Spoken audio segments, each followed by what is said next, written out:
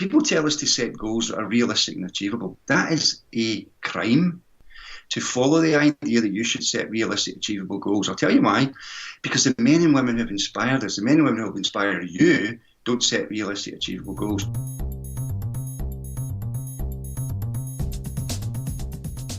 What if you had the opportunity to have a coffee with your 18-year-old self? What advice would you offer? And would you actually take the advice on offer? I'm absolutely fascinated by that question. I interview people from all walks of life, from Heineken Cup winners, New York Times bestselling authors, polar explorers, you name them, I've interviewed them. Be inspired, learn and grow from the experience of others. Welcome to the What I Know Now podcast with Mark Kelly. Today's guest is Jack Black, the founder of MindStore International. Jack has been sharing personal development seminars around the world and has taught his program to over 500,000 people. From huge organizations to elite athletes, you name it, he's spoken to them. Great to have you on the show, Jack. Cheers, Mark. Thanks for having me. I appreciate it. Jack, would you mind just giving us a bit of an overview about your journey to now? Well, Mark, what I do is I'll be very, very fortunate. About 30 years ago, very briefly, 3 people died on me within about 2 weeks. You never thought they would die the day before they died. They all died under the age of 40. One was very, very high up member of the biggest authority in the whole of Europe. He was one of the managers. He dropped down dead from a heart attack. My wife's mother died of a stroke, and someone else who was involved with the government, who was looking at the work I was doing, they had a tumour in their brain and it killed them. Now, you would never have thought any of them were going to die the day before they died, and what I realised was it was stress. It took me a long time to figure out what had killed them. 30 years ago, no one talked about stress, especially in Glasgow. It's a macho culture. And so what happened was I went away to find out how do you manage stress, and it wasn't like now when we can just use the internet to get information. I had to really go and find it. And when I did find it, I realised that nobody really seemed to know about this stuff. So I then spent my life, and have done ever since, came up with an idea, a programme, started teaching that programme around the world, and I've never looked back. Tell me how you've come into this position that you have, and tell me a little bit about your journey to now from your younger years as well, because obviously those things that impacted you made you go on a journey to choose a positive route. Some people, that could have actually made them go on a negative route, on a downward spiral. So tell me a little about your journey. Yeah, well, I think that's a very good point. I think that there is, for most of us, there could be a turning point where you could go one way or the other. I take that point. In fact, there's many turning points, clearly. Choices all the time. Every moment of our lives we're making decisions. But for me, what happened was because those people died on me, and I was wanting to be one of them, because I was very good at what I was doing. I was ambitious. I realised it would kill me too. He died from stress. I thought I'll do the same. So I decided to leave. I'd been working in social work and education with young people in the streets of a very tough part of Glasgow. But basically what happened was that I collapsed in the hairdressers. And when I collapsed, I realised it was my first, maybe my last warning. So I had the choice: do I just sort of give in with my life and sort of say, okay, I'm stressed now, and start sort of a pattern of thought which would have been defeatist. And what I did was I thought I need to go and find out how to manage this. And it was through learning to manage it, then realising everybody needs to manage it. Then beginning to realise that most people are living their lives at a fraction of their potential. Everybody listening to this knows there are moments when they just realise there's something better inside me. I know I'm better than this. I know I can do better than what I'm doing. I could even do something else completely differently and succeed. And so what I've been about is saying, find that person. Here's how you find it, that person within you, and here's how you sort of drive that person forward to succeed in your life. And that's what I've been doing with people. It's brilliant. I think sometimes you have to be also ready for the message, because we kind of get messages all the time, but unless our antennas are open to receiving that message, it can be kind of like the water off a duck's back. I think the starting point is to realise that who you are is not what you're thinking. And unfortunately, what happened to us is that our thoughts, and people listen to this, their thoughts, people around them thoughts, tend to be random. Thoughts just come and go. Most people are not managing their thoughts. And also, what if they're honest with themselves, the tendency, you've only got one or two tendencies to be positive or negative. The vast majority of people fall into the negative camp. But the thing is that up in these sort of parts of the world, it's dark, it rains a lot. It's very easy to be negative here. When I'm working in sunny California, well, guess what? It's fairly easy to be positive. So we've got a tougher job than most people around the world because of the darkness, because of the rain, grey skies. So we tend to be negative, and what you've got to do is realise, wait a minute, every thought I'm having, am I thinking about something that's going to help me, inspire me? Am I thinking about a positive future? Or am I allowing myself to think, oh, I can't, oh, I'm no good, thinking about things going wrong, seeing the day ahead being failure? And as soon as you shift to the positive, you start to notice things, you start to hear things, you then seek out solutions to what you want to do. It's frighteningly simple. Yeah. It's a switch in your brain, and as soon as you switch, say, that's it, I'm no longer being negative. And I give people tools to how to make sure they do it. But nevertheless, decide to become positive, start having positive conversations, seek out things that are positive. Yeah. It's fascinating how you've taken the stories that you were telling yourself up to the point that stress was natural, that's just one of those things. Then suddenly you saw 3 people that were close to you pass away, and you said, well, actually, this is a different message. I need to take this message and this story and rewrite that and completely use it to as a platform for growth and helping others. I think that's brilliant. I think the thing is, you see, once you decide something, it's very interesting. Once you decide you want to do something, and then you say, I'm going to commit to this, then everything you need to achieve what you've decided to commit to will appear through time in your life, provided you keep stepping forward towards it. What people do is they have a fanciful idea of something they like to do. And it's like you, I don't know how you got involved in this. At some point you said, I'd like to do a podcast. How to do a podcast? I need to get some equipment. Maybe you couldn't afford the equipment. Maybe you had to sort of borrow some equipment. Maybe you had to learn how to do it. But the thing is, you never gave up. You might have been the first one and it went, oh, sweet G, the Skype thing wasn't working. And you thought, oh, I can't do this. Of course you didn't. You just kept going. So, and lights just came on your screen. Because things improve when you actually think positively about things. Tell me about this. Tell me about working with one of the most challenging schools in the country, and how those kids that didn't necessarily want to even take exams, and you really, really helped improve their performance. I think that's fascinating. Yeah, because of what I do, someone came to one of my public courses many years before. She was the secretary of this school, which was branded the worst school in England, dreadful results. They were closing it, and she was almost begging me to come and work with the kids. But I was never in the town or where she was. But eventually, believe it or not, maybe 2 years later, I got a gig in that particular town, and I've got back in touch with her and said, I'm coming down there to work for a company. Maybe I could come and stay on another day and do something. She's absolutely brilliant. So anyway, I ended up there. They got the kids it was about 15-year-olds, 16, 17-year-olds, and they got them in the sort of school hall in front of me. I started to speak to the kids, and the kids basically, I could see they were blank. They weren't interested. And so I went down into the floor amongst them, and I caught their attention. To be honest, I swore at them. And because I knew that would catch their attention, and where I come from in Glasgow, everybody swears anyway, so I just went for it. I knew they would be swearing all the time too. Caught their attention. I said, look, I think the reason why you guys aren't wanting to listen to me, and the reason why you're going to sit your exams, is because you're scared to fail. Because if you do fail, and I pointed to his mate, I said, he's going to slag you, he's going to laugh at you. And you're all doing that out of fear. It's because you don't have the resources. So if I can give you the resources today that would help you overcome the fear, by the way, not only overcome the fear of exams, but they overcome the fear of anything. And I give you technique for how you could actually make it easy to sit exams. Would you be interested? And then they changed. They said, what, you mean you can get rid of fear? I said, absolutely. And so they said, okay. And I said, well, hold on a minute. And I did a deal with the teacher. Said, if I teach these guys how to do stuff, will you come in early before the exams to make sure they can do the preparation and go into the exams?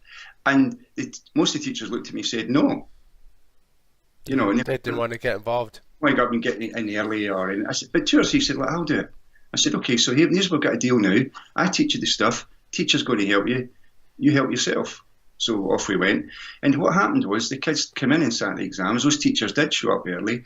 And here's what happened. The kids got the best results in the history of the school's performance. But what happened after it was the school was still closed, because that was going to happen anyway. But all the teachers were investigated by the education authorities because they assumed they had cheated. Wow. They hadn't cheated, they just used their brain differently. So if I was to look at that from the outside, you went in and you disrupted their pattern. So you kind of, you made a change straight away. So you cursed at them, you did something that was a little bit different. So you got their attention.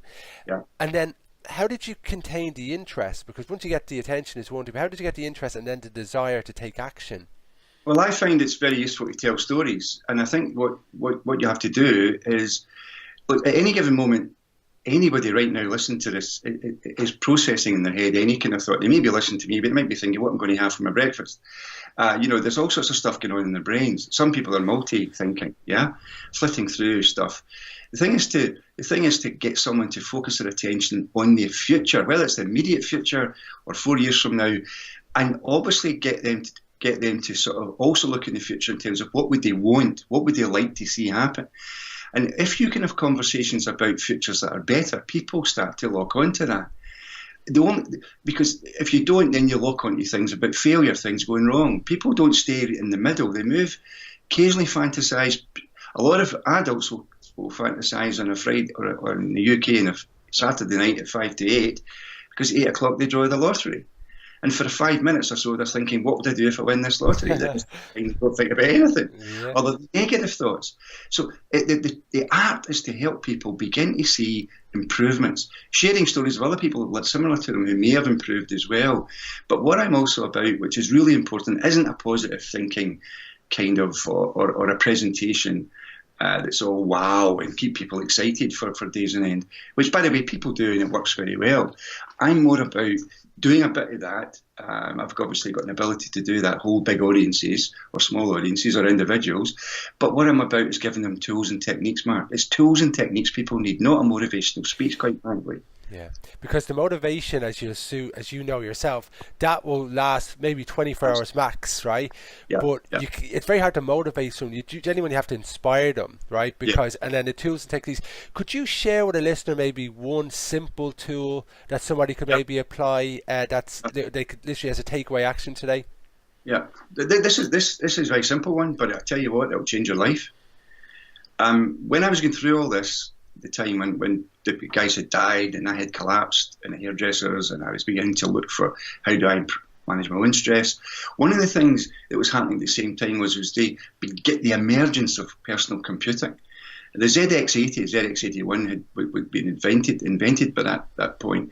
So a lot of us who were around at that point were buying the little boy's toy thing, a little tiny computer, a little plastic screen, little rubberized keys. It only had a green letter thing, a cursor that moved along, you could type on it. And what was happening there is Sinclair, who invented that thing, realised his market. I asked you this morning, who's your market? You need to know who your market is. You need to know who you're aiming at. And he realised he was aiming at men and boys, but men and boys up until that point in history had never typed. So here he was selling a product, a toy, that he believed go after the men first, the boys. He could see a big future for it, but nevertheless, it was a toy for us. It wasn't a major thing that might change our lives, but it was attractive. But men and boys had to learn to type. Up until that point, only girls went to school and typed, and women were typing. Men didn't do it unless they were journalists or something, or authors. So it was strange, and men don't like to admit they're making mistakes. And he knew they'd have to learn to type, they'd have to learn to use some techniques, and they would fail. So what he did was he put on the keyboard, the QWERTY keyboard from a typewriter, and he added a big long key with the word delete on it. Yeah. And all you had to do if you made a mistake was delete it. You had to just press this button, it went away, then you retyped. Yeah. And that process of you make a mistake, you delete the mistake, and then you retype. Yes. And people were also talking at the time of, what if the computers could be like a biocomputer? What if your brain was a biocomputer? Or what if computers could become like brains? And I took that on board and I thought, okay, if I've got a negative thought, and what's a negative thought? It's about thinking of something you don't want to have, do, or be. Any moment, thinking of something you don't want, or something that's going to happen, you don't want it to happen. Yeah. That's a negative thought. Yeah. So if I then say to myself, delete, literally say to myself, delete. Yeah. And I retype, in other words, I say, yes, this is going to go well. If I play the opposite positively. Yeah. So then I added 2 more words to that because I started to realise that thoughts are programs. People's dominant thoughts create their reality. So 100%. Thoughts are programs in your brain. So you run a program in a computer, you get a result. You run a program in your brain, you get a result. So we're all most people running programs of failure, of things not going well. I'm not good enough, I don't deserve. It's because of my school, it's the colour of my skin, it's all these mad reasons they're running for convince themselves to fail. So what I did was say, if a negative thought comes, simply say, delete that program. But the next point, if you can get this, and it's so powerful, is to even pick up a newspaper or a magazine and look at all the words there that are negative. Write a big list out of them and find a positive alternative. And look at your own language, your day-to-day language. Most people, this is Friday, so a lot of people who are working are going to get to the end of the day and say, thank God it's Friday. They actually probably will swear, thank it's Friday, because I'm absolutely exhausted, or I'm knackered, or words to this. Saying to yourself, I am tired, immediately programs your brain for you to become more tired. So if you say to yourself at the end of a Friday, really hard week, hey, guess what? I'm feeling, delete that program. I need more energy. Right now I could be feeling better rather than I'm tired or knackered or whatever. What happens is your brain then thinks, oh, you need to feel better. And then it runs a wee program and you start feeling better. It's so simple, it's frightening. Do you know what? I 100% agree. The words that you use, your posture, the people you hang around, your environment, it makes such a difference. And if you actually go through, like reading the newspaper, watching the news, it's so negative and it can get you into this horrible area that you just keep repeating it. So it's so important to be informed, don't get me wrong, but you really do need to choose the books that you read, the people you hang around with, the words that you use. And that is very difficult for a lot of people. They use the same words as the people they hang around with, their parents, their family circles, and that is very, very negative because that's the way it is. It's very, very challenging. Yeah, but that's a good point, Matt, though, because a lot of us, innocently say things like, you need to be careful who you hang about with. The truth of the matter is, people are hanging about with people who are negative. Most people, the people they're hanging about with who are negative don't know they're being negative. They're kind of victims of victims. We can't just you and I can't say, we're going to be positive, let's go and live in a little community of positive people. The truth is, you've got to go about your life with tons of negative people. So what you've got to do is you've got to just rise above it, maintain your positivity amongst them. They'll notice a difference in you. They'll be attracted to you. They'll notice you've changed your language a little bit. They'll notice that you're always positive and optimistic and you believe there's solutions when challenges show up. Notice I didn't use the word problem. Even the word, get rid of the word problem, use the word challenge, Yeah. Stop using the word try, just decide to do it. Yeah. And so what happens is you start to change, they notice a change and you help them. Because we can't all live in a weak positive community. It doesn't exist. So if you had a tea or a coffee, I'm not sure which you drink, and you're sitting down with your 18-year-old self, are you giving any one piece of advice to him? Learn to meditate. It's not fanciful. You don't have to go and do a big fancy course, pay a lot of money. Find stuff easily on the internet, go in, just learn to, first of all, relax your body from head to toes, maybe do a wee bit of mindfulness, figure out how that is. It's not rocket science, by the way, but if you can learn to still your mind, just relax your body, and by the way, if you drink coffee, it works against that. So if you can spend some time meditating, just relaxing down, quiet moment somewhere, and start to think about the futures you truly want.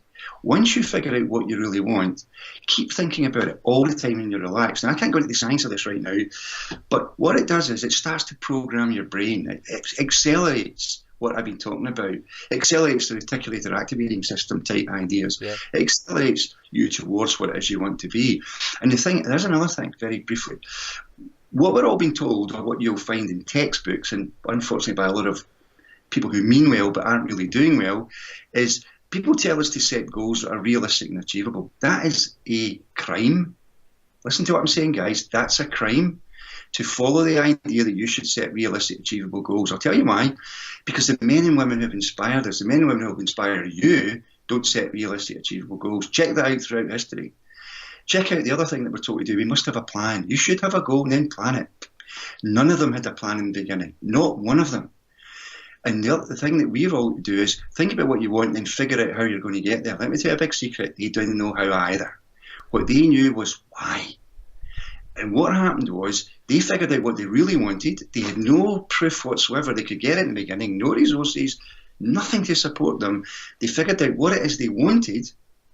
And then what happened was they really focused on the why. The why will allow you to find the reasons why you want to do it, the benefits, and that will drive you. If you start asking how questions, you'll get no answer, so you give up. I 100% agree. Please hear this, guys. The how of how you're going to achieve your goals will appear on the journey. And you'll get planning later on. So A lot of you are being defeated right now because you see things all around you in the culture. We're being advertised all the time. Branding's going on all the time. You see things you'd want to have, things you'd like to do and be. And what happens is you fanciful about it for a moment. You are running a program at that moment. This is me. I'd love to do this. And then you start to rationalise that you can't have it. The truth is you can have it. You just got to go for it. I think that's excellent advice. And Jack, have a super day, and I'll talk to you very, very soon. Cheers, Mark. All the best to you, man. Bye, Cheers, bye. Dad. You've been listening to the What I Know Now podcast with Mark Kelly. To subscribe to the podcast, just enter WIKN into iTunes or any Android podcast of choice, or check out the website at www.wikn.co. I'd love to get your feedback, either positive or negative, about the episode and what action you're going to take. I look forward to seeing you next week, and remember, have an absolutely super day. Bye.